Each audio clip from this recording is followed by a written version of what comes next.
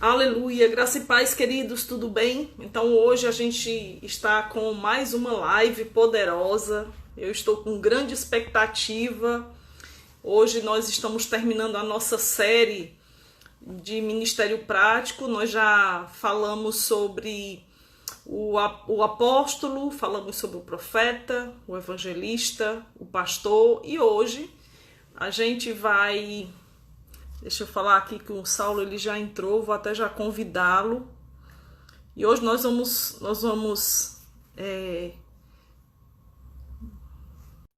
com o Saulo, o ofício do mestre. Então, com grande expectativa, hoje a gente finaliza, né, essa série maravilhosa e uma bênção. Olá, tudo bem? Que honra, viu, Saulo? Tudo bem? Tudo bem, graças a Deus. Então é uma honra, né? O seu irmão já esteve aqui quando o seu irmão de Jânio, não é? Só para confirmar, para não falar besteira. Isso, somos 5 irmãos, eu sou o mais novo. Então ele já esteve aqui com a gente, né? Acho que foi há uns 2 anos, eu não lembro se foi ano passado, em outubro. Ele estava andando tão assim, correndo. Ele já esteve aqui, mas é uma honra, viu, Saulo, ter aqui você com a gente. Eu sei, em breve, né, quando essa coisa toda passar, quem sabe a gente traz você aqui para você nos dar uma super aula de escatologia. Sabemos que você é fera no assunto e a gente fica com expectativa. Que a gente ama. Então eu quero deixar você à vontade. Eu não sei se você acompanhou já como é que a gente tem feito a live. A gente já falou sobre a gente está falando sobre o Ministério Prático, né, nesse tempo. Já foi falado sobre todos, né? Inclusive Ministério de Socorros, e aí você finaliza hoje a live falando sobre o Ministério do Mestre. E a gente deixa você à vontade. Quando faltam 5 minutinhos para finalizar, é que eu aviso, então você tem uns 50 minutos aí à vontade para você ministrar, se apresentar. Já de antemão, eu queria falar para o pessoal, né? Eu já me inscrevi lá aquele evento online que você vai participar, no finalzinho você fala, você convida o pessoal, nem sei se já está lotado, mas se não tiver, você faz a sua propaganda aí para o pessoal se inscrever. Então seja bem-vindo, viu? Ao Rema Araguaína, que está lhe trazendo virtualmente, e em breve vai lhe trazer fisicamente. Amém, glória a Deus, que bênção, bênção demais. Eu espero que todos os irmãos sejam ministrados pelo Senhor por meio dessa demonstração que nós iremos fazer aqui, né? De uma matéria tão maravilhosa no Rema que eu já tive a honra de ensinar, que é Ministério Prático. Hoje eu irei abordar aí o ofício do mestre e eu creio que nós seremos grandemente edificados pelo Senhor. Eu fico grato ao Senhor por essa oportunidade que Ele tem me dado de estar sempre podendo transmitir a palavra dEle. E glória a Deus, bênção demais mesmo. Lá em casa nós somos 5 irmãos, são 4 homens e uma mulher. Aí eu sou o mais jovem, eu digo que sou o mais bonito também, mas Jane fala que é ele, né? Mas bênção demais mesmo. O pessoal que está aí nos acompanhando, compartilhem para que outras pessoas sejam ministradas e alcançadas também por meio dessa demonstração daquilo que nós temos no Rema, né? O Rema é uma escola maravilhosa que tem o propósito de ensinar a palavra de Deus de uma maneira prática e acessível a todos nós, não é isso? Amém, isso mesmo. Então, a gente vai meditar um pouco sobre um ofício que é muito importante para o corpo de Cristo, assim como os demais ofícios e os dons de socorros também. Eu falo que eles são essenciais para a edificação do corpo de Cristo. Eu gostaria de começar citando um texto, depois nós iremos olhar um outro texto base. Mas tem um texto lá de Mateus, capítulo 16, no versículo 18. Se você puder ler, você lê esse versículo e eu continuo aqui com as explicações. Mateus 16, versículo 18.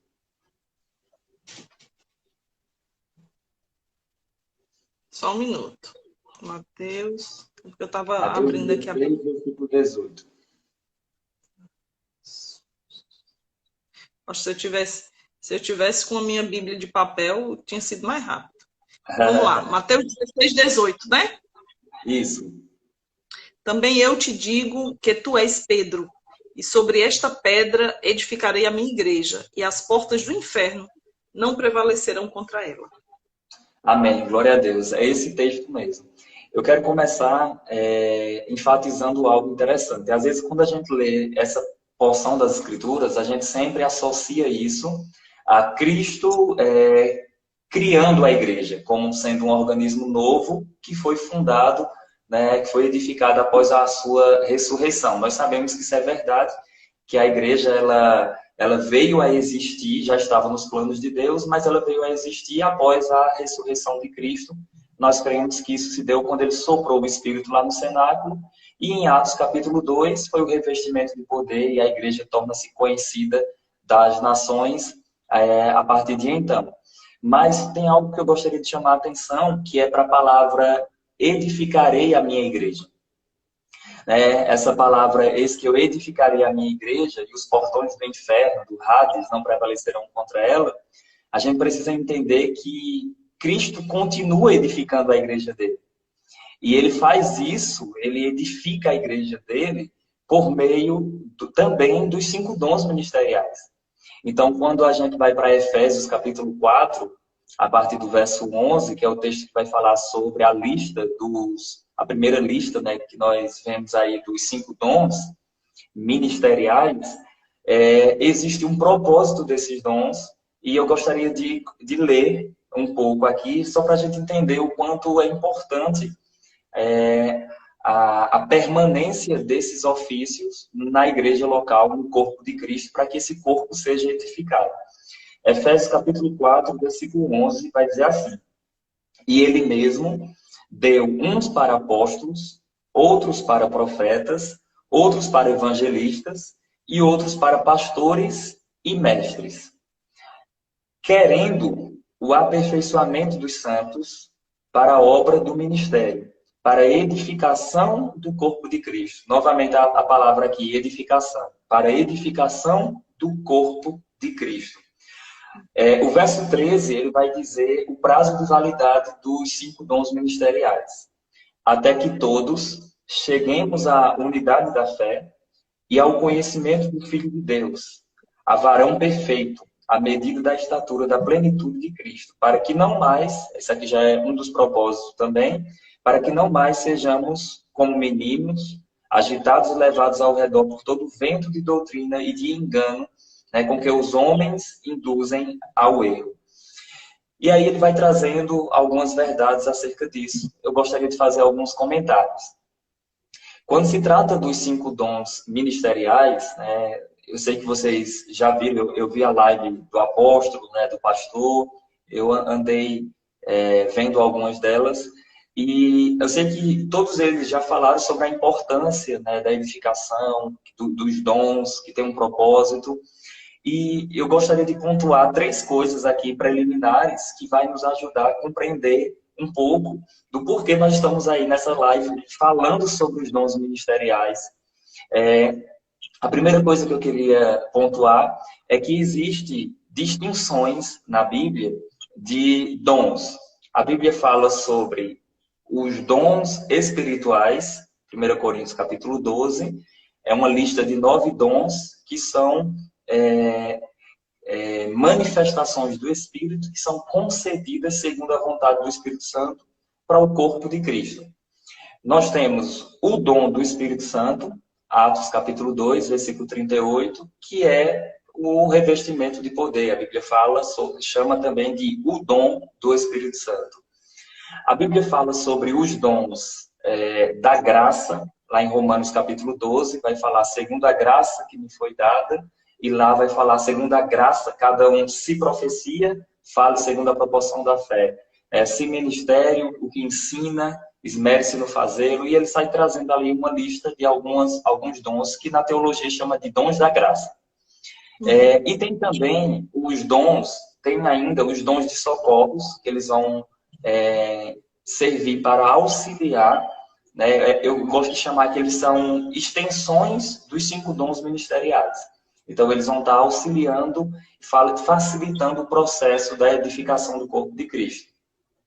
Existe também os dons ministeriais, que são esses 5 dons que durante todo esse tempo, você que está assistindo, você que está acompanhando, você viu o ofício do pastor, o ofício do apóstolo, o ofício do profeta, do evangelista, né? E agora o ofício do mestre. Então, de fato, nós encontramos essas distinções. Por que é importante a gente saber disso? Para que a gente não confunda, entenda cada coisa no seu devido local. Então, existem esses dons que a palavra do Senhor transmite e nos ensina. Essa é a primeira verdade. A segunda verdade que eu queria falar é o propósito dos 5 dons ministeriais. Qual o propósito? O propósito é trazer edificação para o corpo de Cristo. Essa edificação ela vai vir de diversas formas, trazendo maturidade, trazendo compreensão acerca da sã doutrina, da palavra do Senhor, pastoreando o rebanho de Deus, né, com amor, com moderação, com equilíbrio, trazendo a inspiração que o profeta traz no corpo de Cristo, a paixão pelas almas que o evangelista traz. Então, todo o contexto dos 5 dons ministeriais servem para a edificação do corpo de Cristo. Então, eu sempre digo assim, às vezes eu testemunho muitas pessoas atuando em alguns ofícios e eu sempre pergunto, está trazendo edificação para o corpo de Cristo? Porque se não estiver trazendo edificação, está fugindo do propósito, porque o propósito é edificar o corpo de Cristo. Inclusive, eu vou até trazer algumas dicas para as pessoas que se encaixam, né, se veem no ofício do mestre. Eu vou trazer alguns conselhos logo mais. Mas essa segunda verdade que a gente precisa ter em mente é que o propósito dos dons é trazer edificação para o corpo de Cristo. E, por fim, a terceira verdade é que eles têm um prazo de validade. Eles têm um prazo de validade conforme o texto diz. Muitos teólogos hoje, nas mídias sociais, eles vão negar a continuação de alguns desses ofícios. Então, por exemplo, você vai ver aí teólogos famosos falando que não existe mais apóstolos. De fato, nós cremos que não existe mais alguma classe de apóstolo. Não existe mais a classe de apóstolo de Cristo, não existe mais a classe de apóstolo de Cordeiro, não existe mais a classe de apóstolo de fundação. Mas existem os apóstolos de hoje em dia, né, que se encontram aí numa quarta classe, que são aqueles que têm o propósito missionário, né, de iniciar novas obras, de treinar pessoas. Tem algumas qualificações que vocês já viram com o apóstolo Guto também.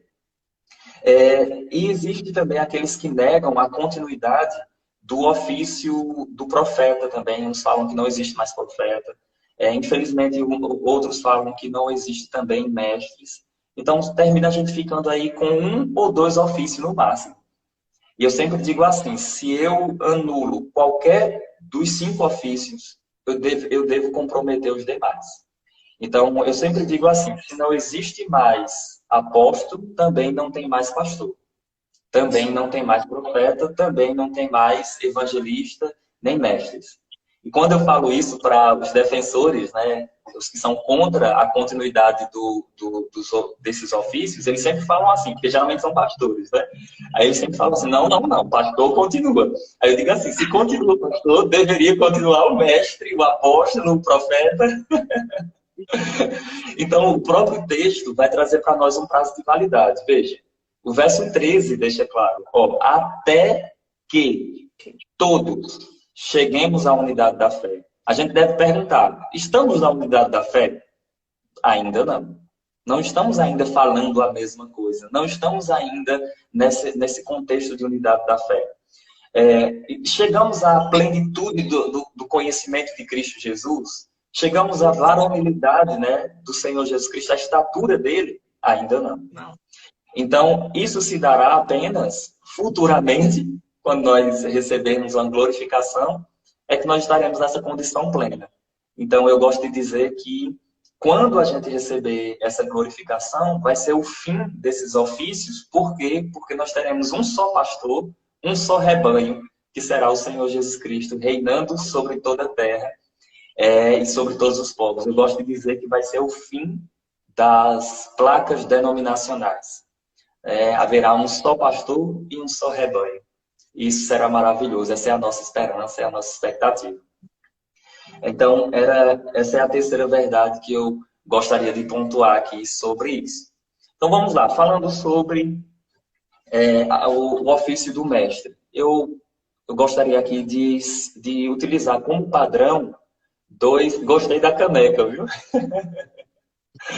Meu sogro é apaixonado, viu? Então, eu gosto de... Quando eu falo sobre o ofício do mestre, eu gosto de pontuar algumas coisas. E eu queria utilizar como padrão dois grandes mestres das Escrituras. Existem outros que nós poderíamos até observar, mas eu queria pontuar e observar para dois grandes mestres das Escrituras. O primeiro chama-se o Senhor Jesus. Jesus, o nosso Redentor, né? Deus conosco, o Verbo que se fez carne, o eterno Filho de Deus, Jesus. Jesus era um mestre? Sim. Jesus era um mestre, ele ensinava profundamente, ele ensinava divinamente, ele ensinava com amor, com paixão. E eu quero pontuar três características que eu observei, né, no ensino do Senhor Jesus Cristo. Então, quando a gente olha nas Escrituras, a gente consegue enxergar essas características. Então, a primeira característica é: Jesus era um mestre que amava pessoas.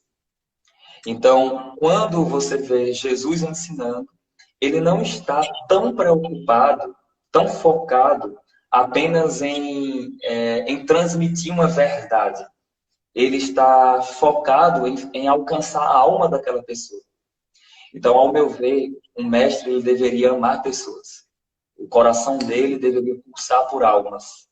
Porque não existe o ofício do mestre se não for, senão para a edificação do corpo de Cristo. Ou seja, isso envolve pessoas, porque a obra de Deus não lida com paredes e banheiros. A obra de Deus lida com pessoas. Então, por mais que a gente possa trabalhar na igreja, eu sei que eu fui faxineiro da igreja local, aqui em Arco Verde, Pernambuco, 10 anos. Então, eu sei que a gente trabalha, tem o serviço do dia a dia na obra do Senhor, mas tudo isso deve ter um propósito, alcançar pessoas, para que pessoas sejam edificadas e ministradas pelo Senhor. Então, a primeira coisa é: Jesus era um mestre que amava pessoas. Diz as Escrituras que quando Jesus ele estava ensinando, João capítulo 4, né, falando ali com aquela mulher samaritana, você percebe que ele usa uma estratégia. Ele vai utilizando perguntas e ele usa estratégias com aquela mulher e ele começa a amar a vida daquela mulher e alcançar e ministrar a vida dela de uma forma sobrenatural. Então, o mestre ele precisa amar pessoas, amar almas. O coração de Deus pulsa por almas. E nós, como ministros da palavra do Senhor, devemos fazer a mesma coisa. Uma segunda característica que eu vejo no ensino de Jesus é um ensino poderoso. Não era um ensino cansativo. Não era algo apenas para expor conhecimento. Era um ensino poderoso. A Bíblia diz, no Evangelho de Mateus, que Jesus ele pregava, capítulo 4, né? Aqui no verso 23, diz as Escrituras, Mateus 4, 23.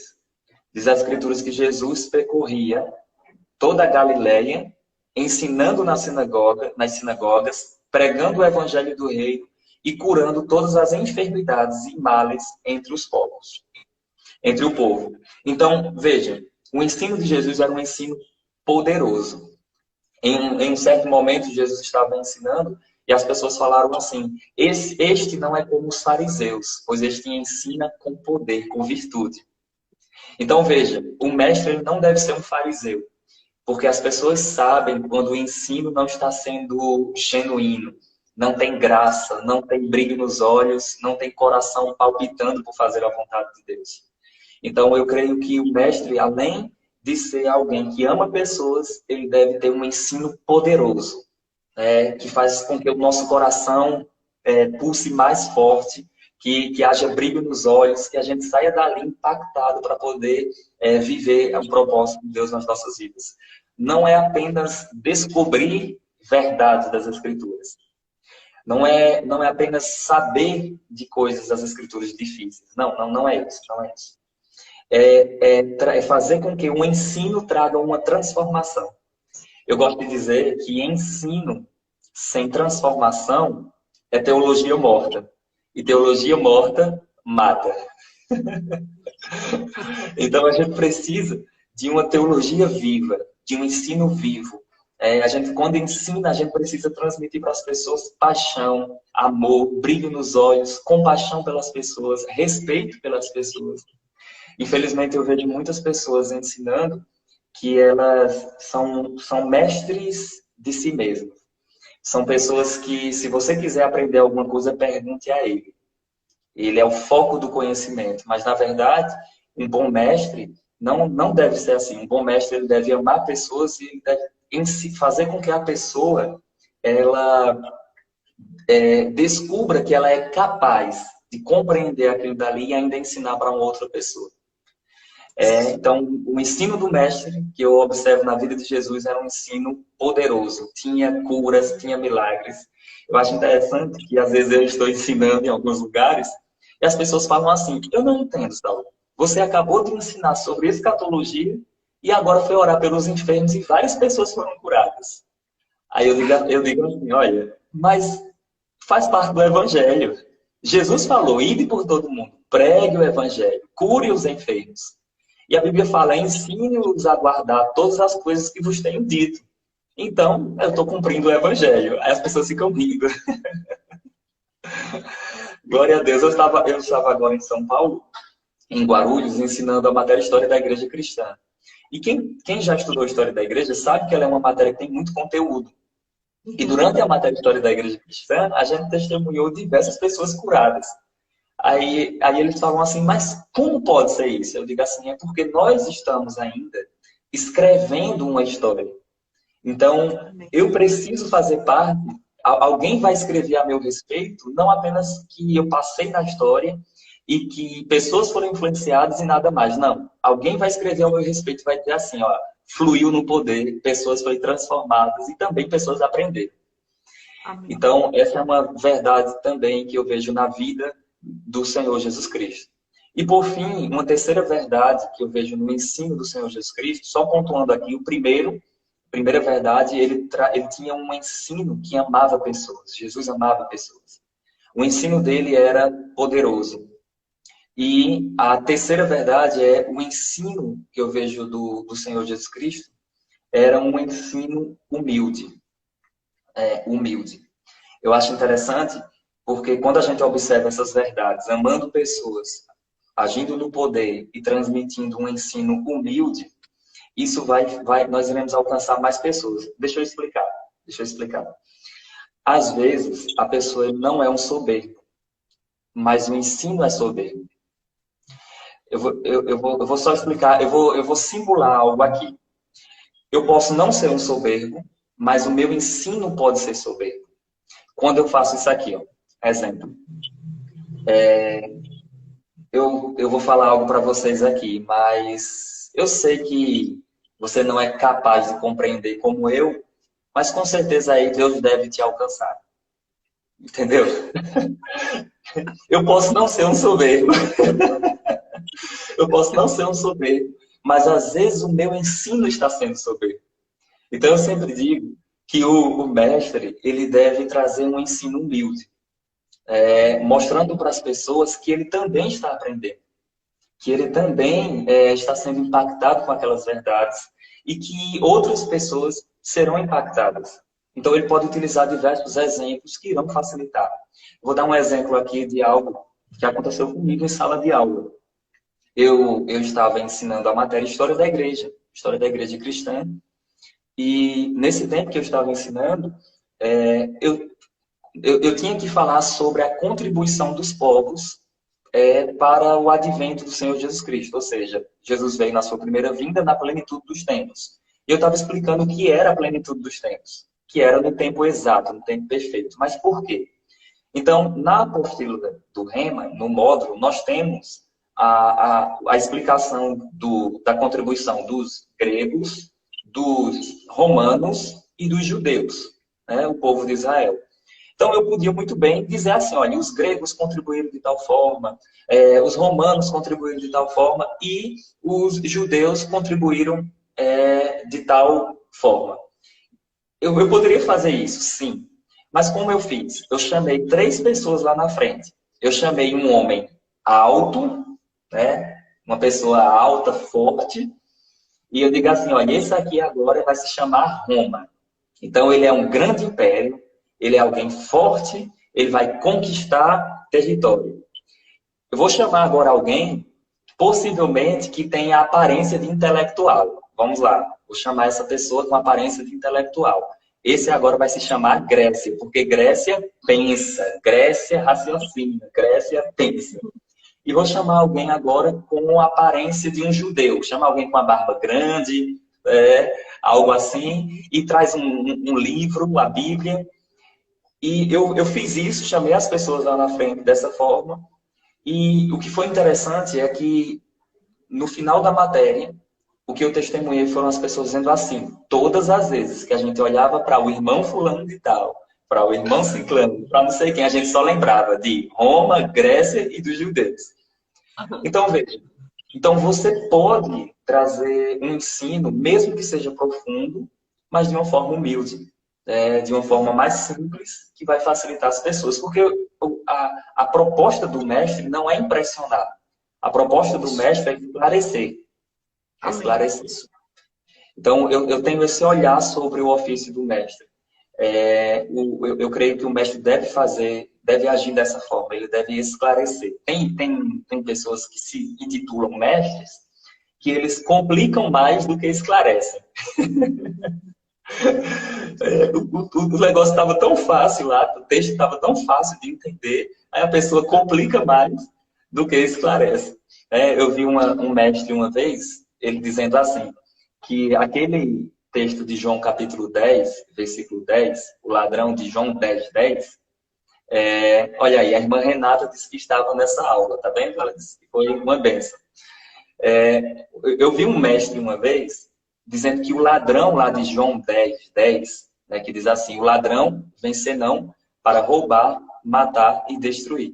Eu vi um mestre dizendo que esse ladrão não era Jesus, não era Satanás, né, que esse ladrão era os fariseus, eram as autoridades ali e tal, tudo isso. Aí, quando você vai olhar para o contexto bíblico, de fato, Jesus está falando de outros ladrões, ele até usa no plural, né? Ele fala sobre salteadores, mas quando chega no verso 10, ele usa um artigo definido e faz uma comparação com ele mesmo. Então, ele diz assim, ó, o ladrão vem senão para roubar, matar e destruir. Eu vim dar vida e vida em abundância. Então, quem fazia oposição a Jesus, senão Satanás? Então, dizer que era uma outra pessoa, o texto está tão simples e as pessoas ficam confundindo, dizendo que o ladrão ali de João 10, 10 não é Satanás. O próprio Kenneth Hagin, ele diz claramente, né, que ali se refere a Satanás e é o básico que a gente aprende. Então, a ideia do mestre não é complicar, é esclarecer. Então, ele deve trazer luz, trazer esclarecimento, ensinando as pessoas para que elas sejam, assim, transformadas e ministradas pelo Senhor. As 3 verdades que eu enxergo na vida ministerial do Senhor Jesus Cristo. Eu disse que ia utilizar o exemplo de um outro mestre, né? Então, eu vou utilizar agora um exemplo do mestre Apolo. Né? Se você ler depois Atos, a partir do capítulo 18 e 19, você vai ver que Paulo, em uma das suas viagens, vai ter um encontro com esse homem, né? Esse homem vai entrar no cenário das viagens missionárias do apóstolo Paulo, esse homem chamado Apolo. A Bíblia trata algumas características dele e eu gostaria também de pontuar 3 características do mestre Apolo, que isso vai servir também para a gente compreender sobre o ofício do mestre. Então, olhando para o mestre Apolo, o que é que eu consigo observar? 3 coisas. Número 1, Apolo era um homem poderoso nas Escrituras. Então, nenhum ensino vai sair se ele não tiver entrado.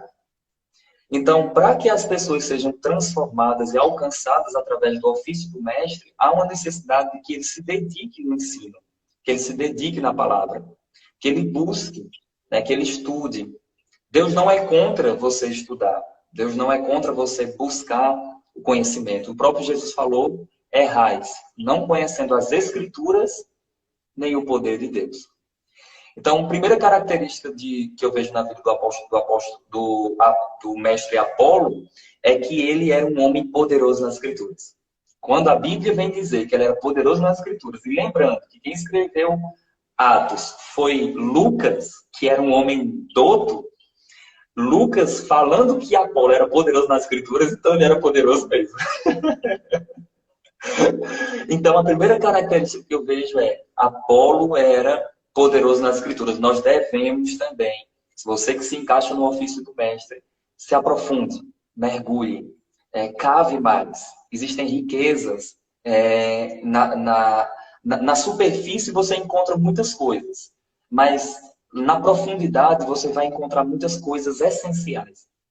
Então, cave, busque, pesquise, estude, leia, releia, leia de novo, leia outra vez.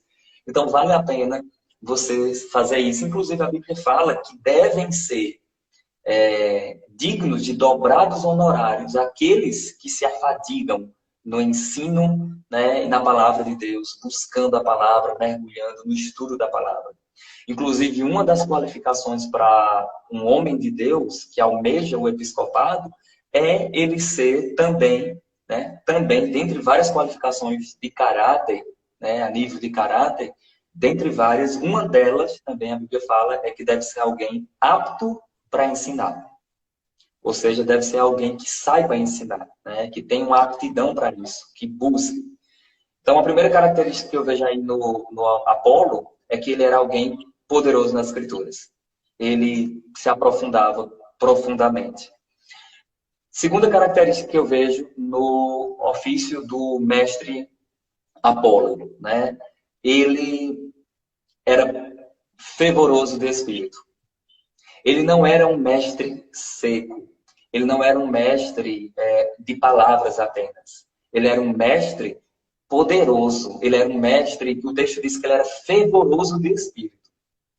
Então, eu gosto de dizer que nós precisamos de duas coisas. Nós precisamos da sã doutrina e nós precisamos do mover do Espírito, da oração, da busca, do fervor espiritual. Sem essas duas coisas, nós não iremos para lugar algum. Eu gosto de fazer a comparação com um avião. Eu estudo aviação já há um tempo e eu achei algo interessante. Um avião, aviação comercial, se ele perder um dos motores, ele consegue pousar tranquilamente. Tranquilamente ele pousa sem nenhum problema se ele perder um dos motores. Agora, se ele perder uma das asas, será o fim. Ele não consegue de forma nenhuma continuar. Eu gosto de dizer que uma asa chama-se a doutrina e a outra asa chama-se a oração. Se nós não andarmos com a sã doutrina e com a oração, isso será o fim da nossa caminhada na obra do Senhor. Nós precisamos das duas coisas. John Wesley disse que o homem de Deus precisa de palavra na sua boca e de fogo no seu coração. Essa mistura santa de palavra e fervor espiritual vai trazer transformação na vida de pessoas. Amém. E aí, isso é resultado... Por que as pessoas falam assim, por que eu não tenho visto tantos mestres afogueados? Eu digo assim, porque o mestre não jogou o seu sermão no fogo.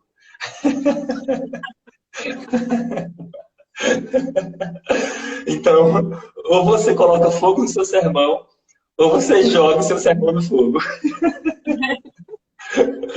Então, a gente tem que unir essas duas coisas, para que isso haja transformação na vida das pessoas. Porque senão vai ser apenas... um mestre que não é fervoroso, ele vai ser um mestre confuso.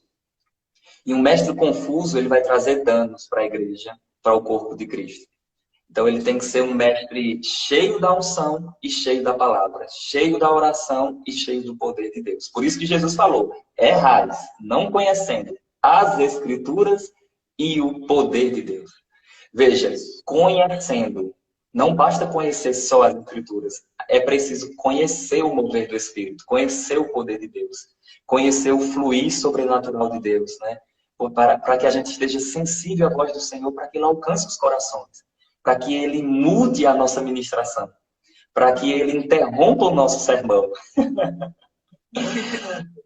Olha que coisa fantástica. Eu olho para a vida de Pedro, Atos capítulo 10.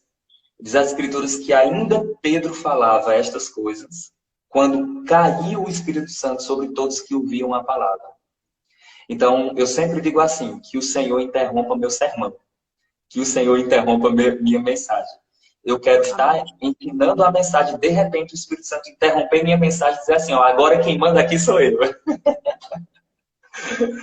Porque, se não, mulher de Deus, qual seria a graça da gente nos dedicar para, se não houvesse transformação na vida de pessoas, se a gente não ouvisse a voz do Espírito Santo?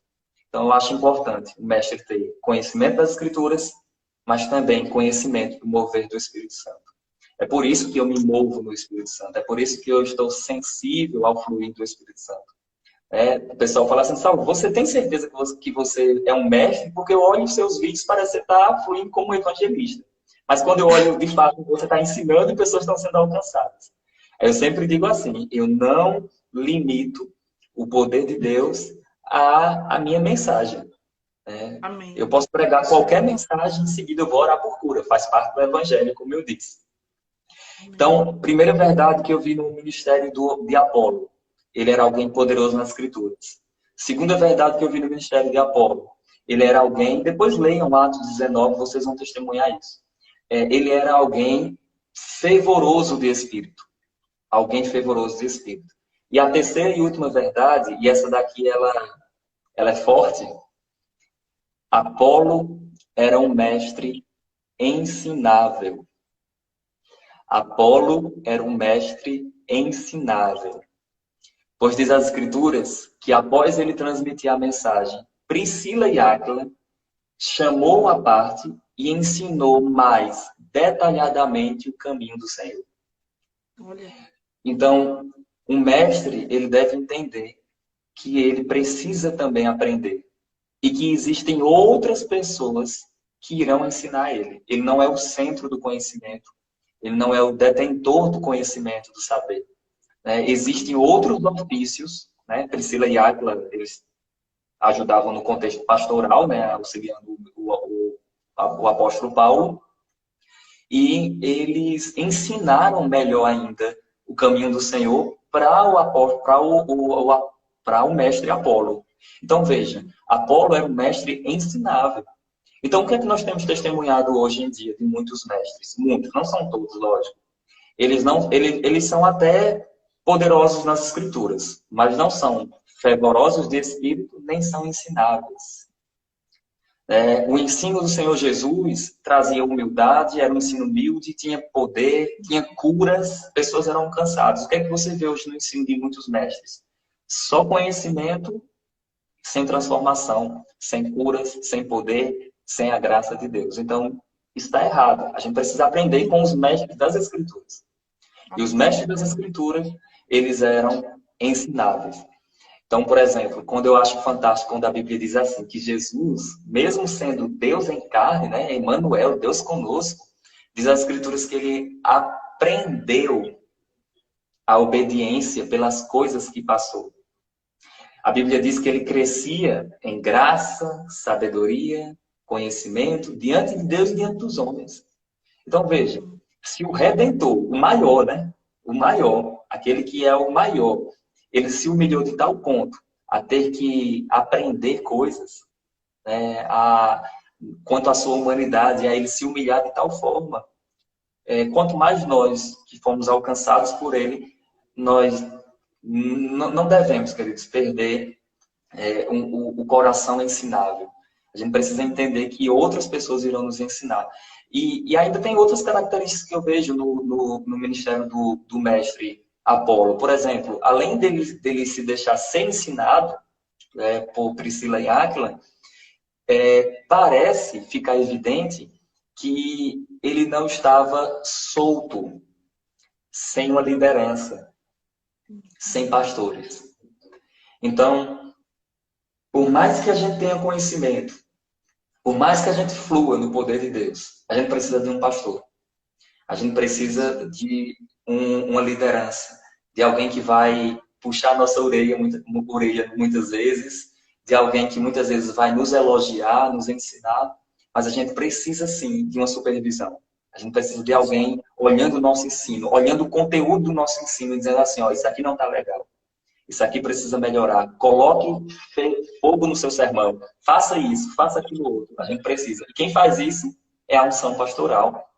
Normalmente é a unção pastoral que faz isso, que vai estar ajudando os demais ofícios também. O apóstolo faz isso, costuma fazer isso, mas normalmente quem lida com o dia a dia dos demais ofícios são os pastores, né? Porque os outros ofícios estão congregando em uma igreja local.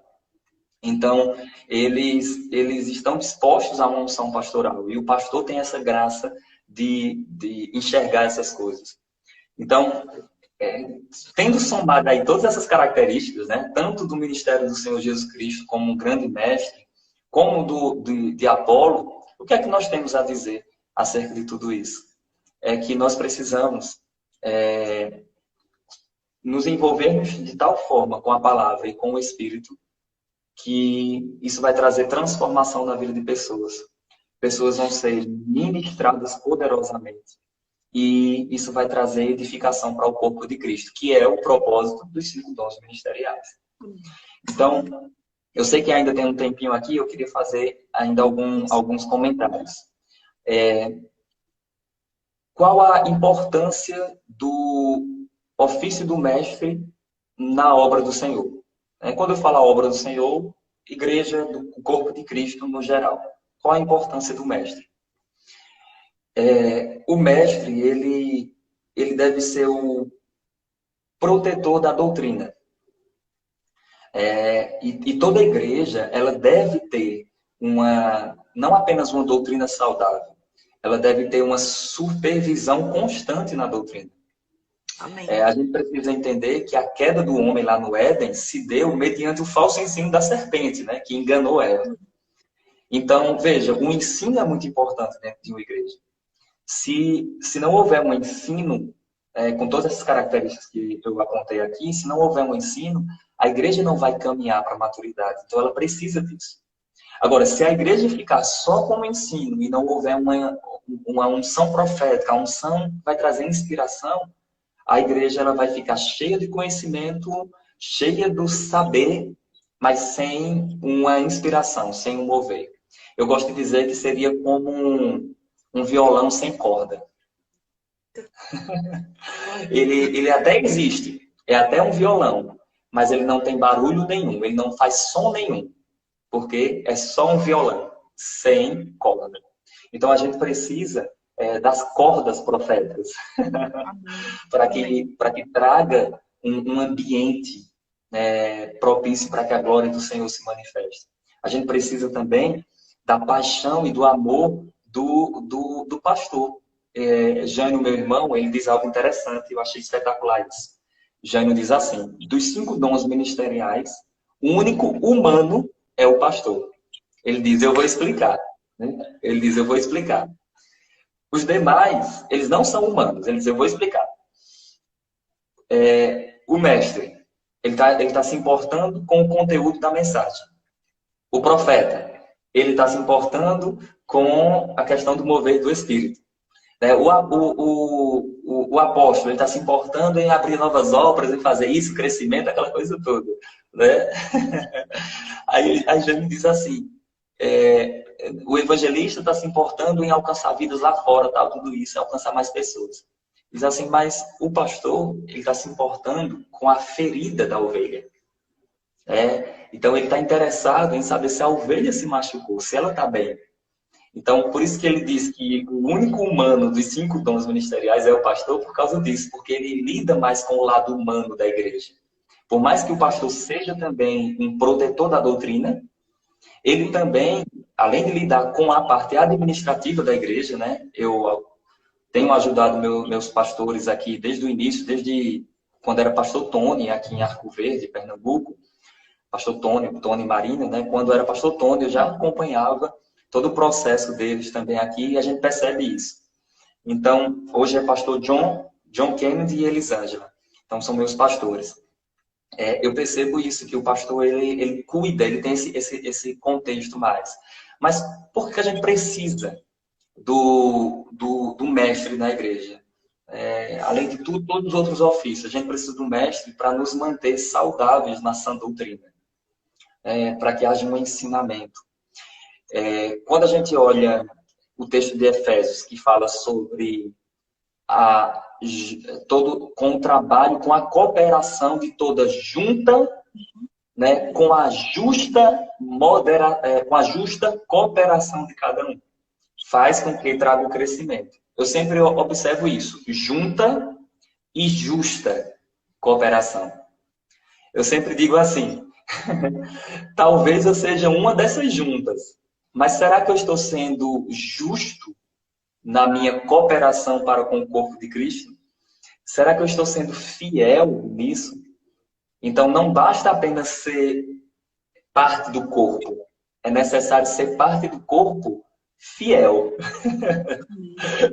em movimento, para que aí pessoas sejam transformadas e sejam alcançadas por meio desse ensino, dessa palavra. Então, por fim, aqui, falando aí de algumas características do mestre, né? Então, eu falei aí da importância, falei usando dois mestres como base, mas alguém pode estar aqui nos acompanhando dizendo assim, Saulo, como eu faço para identificar o meu ofício? Se eu tenho, se eu não tenho? Quem não tem deve se considerar inferior de forma nenhuma. Na verdade, os 5 ofícios, eles deveriam ser considerados inferiores, por favor, me entendam bem, inferiores no sentido de que eles são servos para que vocês cresçam. Então, não deveria ter status entre os ofícios. Não deveria ter hierarquia entre os ofícios. Não deveria ter. Eles deveriam dar as mãos porque o corpo depende da justa cooperação de cada um. Então, uma coisa que eu acho interessante é que cada ofício, por exemplo, o pastor, o profeta, o mestre, o apóstolo, o evangelista, eles também fazem parte do corpo de Cristo. Eles também estão inseridos no contexto de corpo de Cristo, né? Como eles estão inseridos no contexto de corpo de Cristo, então eles também serão edificados. Então, eu sempre gosto de dizer isso, não existe competição entre os ofícios. Existe cooperação. Competição não, cooperação. Pelo menos é o que deve ter, né? O que deve ter é cooperação. Ai, meu Deus. Então, continuando aqui. Eu lembrei agora de uma história. Deixa eu ver se dá tempo de eu contar. Tem 13 minutos. Deixa eu contar. Eu nasci de novo em uma outra igreja. E depois fui para uma igreja pentecostal.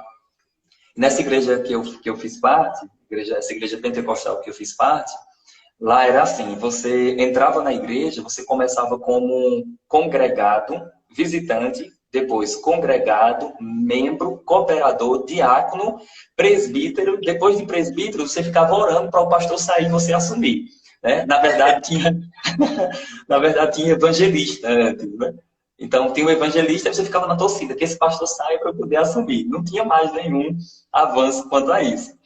E eu lembro que o pastor queria me colocar para ministrar a palavra do Senhor, né? Para que eu pregasse a pessoa, para que pessoas fossem alcançadas. E eu lembro que uma das pessoas disse assim, mas o irmão é o quê? Aí eu disse assim, como assim? Não, o irmão é cooperador, o irmão é diácono, por quê? Só prega aqui a partir de diácono. Se você não for diácono, você não pode pregar. Eu disse assim, olha, eu não sei o que eu sou, não. Eu acho que eu sou irmão, eu falei, né? Eu acho que eu sou irmão. E daí o pastor disse assim, não, mas eu autorizo ele pregar. Só tem um detalhe, ele não pode subir no púlpito lá, não, que é o Santo dos Santos, não. Ele não pode. Ele vai ter que ficar aqui embaixo. Aí eu, tá bom, tudo bem, eu fico. Aí eu fui e ministrei a palavra do Senhor ali embaixo mesmo, sem nenhum problema. Pessoas foram alcançadas. Mas quando começou o mover de Deus, que Deus foi alcançando as pessoas, eu lembro que um desses líderes pegou o microfone e disse assim: Deus está promovendo você. Venha, você pode subir agora aqui no púlpito.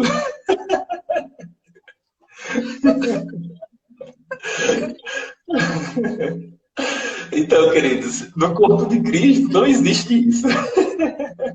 Biblicamente, não é para existir essa competição hierárquica, né? De você chegar num nível de poder subir no púlpito. Não. Uma coisa que eu achei fantástico quando eu fiz o Rema, eu fiz o Rema em 2008 e 2009, aqui na cidade de Arco Verde, Pernambuco. E foi muito difícil. O tempo que eu fiz o Rema foi bem apertado, mas a graça do Senhor esteve sobre as nossas vidas. Mas eu lembro que quando eu fiz o Rema, uma coisa que me chamou a atenção é que na matéria Aliança de Sangue, que eu também ensino, é uma matéria que eu acho fascinante, o professor que me ensinou, que foi aquele irmão que está lá no Japão, Jussier Arcanjo, o que eu achei mais fantástico é que na hora da ceia, que ele celebrava a ceia na aula, na hora da ceia, ele mesmo pegou a ceia e começou a distribuir para os irmãos. E eu fazia parte de uma denominação que o superior não podia dar a ceia para o inferior. O inferior não podia dar a ceia. Não, é isso mesmo. O superior não podia dar a ceia para o inferior. Então, o que é que eles faziam? Um pastor não dava ceia para um irmão. Um pastor só dava ceia se fosse para um outro pastor. Então, ele era servido, mas ele não servia as outras pessoas. E o que mais me surpreendeu quando eu cheguei no Rema foi ver o professor, que na minha cabeça era o superior ali, nesse contexto, servindo a ceia para todas as pessoas. E eu disse, meu Deus, que coisa linda, que coisa fantástica, porque de fato no corpo de Cristo é assim que deve ser, queridos. Deve ter esse contexto de amor, de humildade também.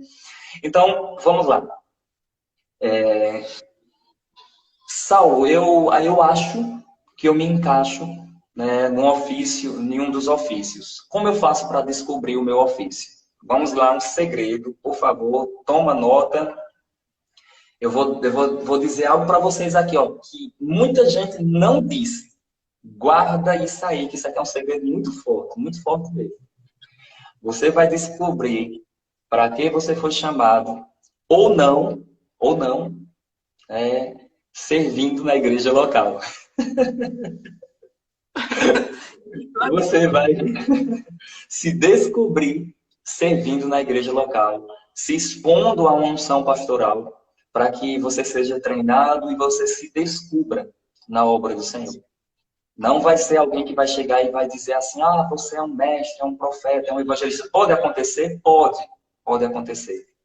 Mas o que vai ajudar alguém a se encontrar no ofício é servindo na igreja local. Foi assim que aconteceu comigo, foi assim que aconteceu com meu irmão Jânio César, foi assim que aconteceu com grandes homens de Deus, pastores, líderes, né, que estão hoje atuando, vocês mesmos que estão atuando aí, né, no Rema, na igreja também, vocês foram se descobrindo servindo na igreja local. Então, a melhor forma de você descobrir o seu chamado é servindo na igreja local, porque você vai fluindo para aquilo que Deus tem. E para que ninguém pense que é apenas uma ideia minha, eu vou citar aqui só um caso, só para vocês terem uma ideia. Atos dos Apóstolos, no capítulo 7, lá vai estar, capítulo 6, perdão, vai estar a escolha dos 7 diáconos, né, que foram separados para servir às mesas. O que é curioso é que desses 7 diáconos, a gente percebe que Estevão era um desses. Estevão era um desses diáconos. Só que, curiosamente, a partir do capítulo 7, você vai ver o grande sermão de Estevão, e Estevão se destaca, não mais como diácono, ele se destaca agora como um grande pregador da palavra do Senhor e foi o primeiro mártir do cristianismo. Então, veja, Estevão começou servindo às mesas, como diácono, até ele se encontrar no propósito da sua vida, no propósito da sua existência, que era ser um mártir, que era morrer mesmo pela causa de Cristo. Então, se você quiser descobrir o propósito da sua existência na obra do Senhor, sirva na obra do Senhor. Eu vou finalizar com esse versículo aqui, lá em 1 aos Coríntios, capítulo 15, no verso 58, A palavra do Senhor diz assim: irmãos, sede firmes e sempre abundantes na obra do Senhor, sabendo que no Senhor o vosso trabalho não é em vão. Ou seja, aquilo que nós estamos fazendo com constância, com abundância na obra do Senhor, não é em vão. Tanto haverá um galardão futuro, né? Existe uma recompensa futura, mas também será um meio pelo qual nós iremos nos descobrir para cumprir o propósito do Senhor. Falta 6 minutinhos, eu finalizo aqui falando sobre 5 coisas que nós aprendemos servindo na igreja local. Então, 5 coisas. Número 1, nós aprendemos quem nós somos. Nós descobrimos quem nós somos. Número 2, nós descobrimos quem nós não somos. Eu não sei se já aconteceu com vocês, queridos, que estão acompanhando. Às vezes você tá pensando que é algo, aí você está servindo ali e descobre: olha, eu não nasci para isso, não. Eu não sou isso. Eu não sou isso. Uma terceira verdade, você descobre, você aprende, servindo na igreja local, a lidar com pessoas. E lidar com pessoas é um processo, mas faz parte do plano de Deus. Faz parte do plano de Deus. Você aprende a lidar com pessoas. Você aprende a lidar com gente. Gente como você. Aprenda a lidar com pessoas. Número 4, nós aprendemos a lidar com traição. Na igreja, muitas vezes, nós iremos nos entristecer, nós seremos traídos, nós iremos trair. E tudo isso vai fazer com que a gente amadureça. Não precisava acontecer, mas já que aconteceu, a gente amadurece, né? A gente avança. Então, você vai aprendendo essas coisas, vai trazendo maturidade. E a quinta e última verdade na igreja local, a gente aprende a lidar com o triunfo. O triunfo. Porque você que está servindo ali na igreja, chega um tempo que você avança, cresce, e você cumpre aquilo que Deus tem para a sua vida, e agora você está, sei lá, pregando, viajando, fazendo algo assim, e chega aquelas pessoas e fala assim: olha, você é maravilhoso. Uma vez eu estava pregando lá na igreja, e o irmão disse assim: por mim, você pregava e o pastor pastoreava. Você é um excelente pregador. Você é maravilhoso. A pessoa disse isso. Aí eu olhei para aquela pessoa e eu disse assim: olha, eu só sou alguma coisa, porque Deus levantou esse homem para acreditar em mim. E essa mulher, pastor Johnny Elisângela, para acreditar em mim e para me indicar para o ministério. Então, servindo, você vai aprender a lidar também com o dia do triunfo. Porque tem pessoas que, quando chega o dia da honra, sai pisando nas outras pessoas, abandona as bases, abandona a igreja local e agora acha que tem autonomia suficiente para ser o cara. Mas o cara é Jesus. Esse cara não sou eu. Glória a Deus. Bênção demais. Maravilhoso, viu, Saulo? Meu Deus, eu acho que agora eu vou dizer, eu passava a noite inteira te ouvindo aí, foi maravilhoso. E eu acho, hoje a gente encerra, né, essa série de lives. Tá tudo lá no Rei Maraguaína, e se você quiser ouvir as outras, é tão tremendo, sabe, que a gente consegue identificar. Na verdade, a gente trouxe cada um dos chamados, né, aquelas pessoas que realmente têm um chamado reconhecido, para falar sobre o apóstolo, que foi o apóstolo Guto. O pastor João Roberto falou sobre o pastor, e é interessante que a gente consegue ver essas características, né? Você finaliza aí com chave de ouro, foi maravilhoso, né? Foi, assim, foi demais. A gente vai te trazer aqui, com certeza. O pastor Henrique está até ouvindo ali, eu sei que ele vai querer lhe trazer. Eu acredito que esse ano é uma coisa meio complicada, né? Mas, assim, a gente vai trazer sim, Saulo. Eu assim... fiquei impactada, não te conheço, só te conhecia de ouvir falar, né? Não assim dessa comunhão que a gente está tendo agora, mas amém, né? Oramos pela sua vida, que você avance mais. Eu recebi muito, viu? Foi maravilhoso, foi maravilhoso. Eu acredito que as pessoas que têm ouvido, talvez tenham tido algum tipo assim de despertar, né? E uma coisa que você falou aí, assim, tremendo, né? Eu tenho 30 segundos só, que é a questão do servir. Né? E realmente as pessoas precisam entender que Deus vai nos encontrar na fidelidade do serviço. né? Então, muito obrigada, que Deus te abençoe, e a gente vai conversando, e qualquer coisa, gente, Rema Araguaína, nos manda mensagem aí, a gente está crendo aqui para a volta do Rema em 2021. Saulo, muito obrigada, Amém. viu, querido? Fica na paz, Amém. pessoal, muito obrigada. Até A mais, paz, viu? queridos. Até mais. Deus abençoe vocês. Amém.